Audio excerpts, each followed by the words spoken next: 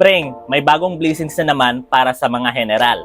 Bagong patient transport vehicle mula sa PCSO. Wow! Personal na tinanggap ito ng City Mayor na si City Mayor Lorely Geronimo Pacquiao ang bagong sasakyan mula sa Philippine Charity Sweepstakes Office or PCSO bilang bahagi ng nationwide program para palakasin ang medical transport services sa bawat LGU. Mga preng, ang sasakyan nito ay talagang malaking tulong para sa mga pasyenteng nangangailangan ng mabilis at ligtas na transportasyon papunta sa ospital, lalong-lalo na sa mga emergency situations. Isa ito sa mga hakbang para mas mapaayos ang serbisyong pangkalusugan sa lungsod. Mga preng, isa na naman itong patunay na kapag sama-sama, tuloy-tuloy ang serbisyong totoo. Kaya nakaka-proud talaga mga preng. Yan yung sinasabi nila na yan yung serbisyong may puso para sa bawat general. Follow for more.